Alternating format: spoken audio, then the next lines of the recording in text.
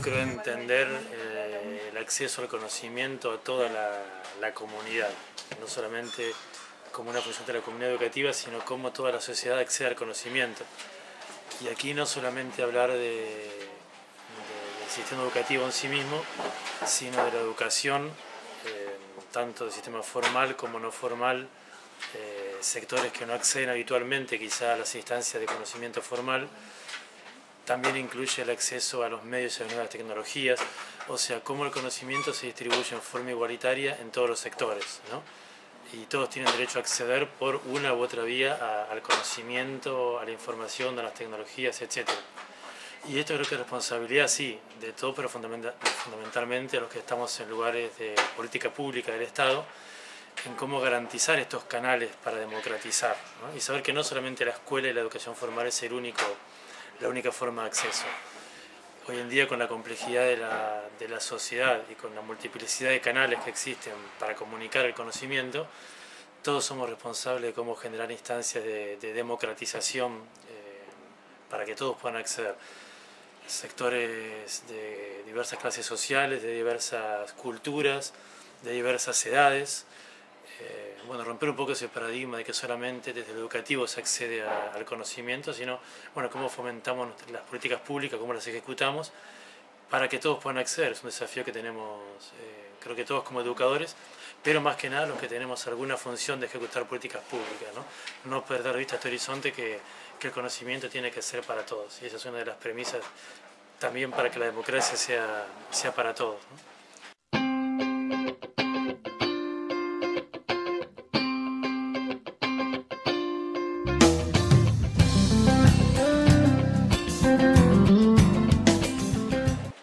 Y en cuanto a las políticas públicas de inclusión, creo que tenemos la responsabilidad que en estos últimos años, tanto a nivel de la provincia como nacional, se ejecutaron muchas políticas inclusivas, ¿no?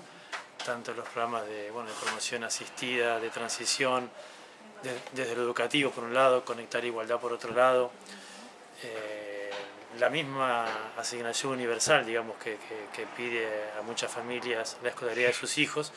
Son herramientas, creo que muy válidas, que por sí solas no solucionan el problema, sino que requieren también un trabajo, digamos, de los agentes de política educativa para que esto sea un factor de inclusión. O sea, ni la asignación, quizá ni las máquinas, ni otros programas por sí solos garantizan, pero sí son herramientas que no podemos dejar pasar de lado y que tenemos que intentar aprovecharlas para que lleguen a su cometido, ¿no? En mi función específica, que es en la educación técnica en la provincia, me pasa habitualmente ver cómo la educación técnica en sectores quizás más alejados de Formosa capital o de grandes centros urbanos es una herramienta para la inclusión de los jóvenes y adultos en la provincia, ¿no? Porque a partir simplemente de conocer herramientas para desarrollarse desde el ámbito agropecuario, agroindustrial o turístico, muchos jóvenes ahí descubren que de repente tienen herramientas de inclusión laboral o social que antes no tenían, que quizás serán imperfectas, faltará mucho para mejorarlas o faltará en ese sentido cosas que hacer, pero sí nuestra experiencia nos dice que ellos descubren, mediante la educación, en este caso vinculada con el trabajo, una herramienta para el conocimiento, para vincularse con otras personas, para conocer, digamos, posibilidades de trabajo que antes no conocían.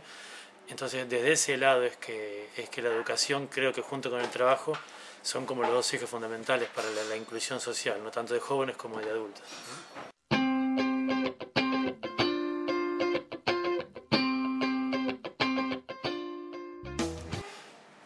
Y aquí acá se me viene a la memoria dos frases. Una que se decía en un tiempo, que es la de que todos los niños y jóvenes pueden aprender, como una concepción que tenemos que tener los educadores, ¿no? Saber que todo niño, joven, adulto puede aprender y estar nosotros convencidos de esa posibilidad. No partir nosotros de que algunos sí, otros no, digamos por diversos motivos sociales, económicos, culturales, políticos, etcétera, sino que creo que nosotros como docentes tenemos que tener esa premisa básica, ¿no? Todo joven o adulto puede aprender. Lo que solía decir en su momento el ex ministro de Educación, Filmus, como que la cuna no tiene que determinar las posibilidades de acceso al conocimiento de los chicos o de los jóvenes, sino que la educación tiene que romper un poco lo que a veces por la cuna unos pueden o no acceder, digamos, ¿no? La educación es la herramienta que puede romper eso, y el docente somos los que tenemos que hacer válida esa herramienta. Saber que más allá del lugar de nacimiento o el contexto de nacimiento, tienen que aprender. Y por otro lado, el conocimiento como comprensión de la realidad. Me parece que como docentes tenemos que trabajar para que los estudiantes conozcan su contexto, se apropien de su contexto, lo comprendan con lo bueno y con lo malo, pero el conocimiento y el apropiarse de su contexto social y económico también les va a posibilitar a ellos pensar qué herramientas van a necesitar para transformar ese contexto, ¿no?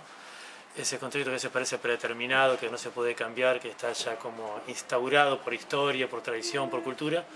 Bueno, si el estudiante o el joven, con la ayuda del docente, comprende ese contexto con sus limitaciones, por qué él está así, pero entiende sobre todo que él está llamado a otra cosa y que tiene posibilidades de otra cosa, ahí creo que está un poco la función nuestra, ¿no? De hacerle ver que ese contexto no es absoluto y que está en sus manos cambiarlo. Y sobre todo, bueno, nosotros hacer como docentes ese ejercicio diario, más allá del desánimo que a veces nos produce, o la burocracia, o las cosas que pensamos que no se pueden hacer, etcétera, que son muchos los límites que tenemos. Bueno, tenemos que buscar ahí las maneras de romper esos límites en lo cotidiano y de pensar cómo les brindamos posibilidades a los jóvenes para incluirse tanto educativa como laboralmente, ¿no?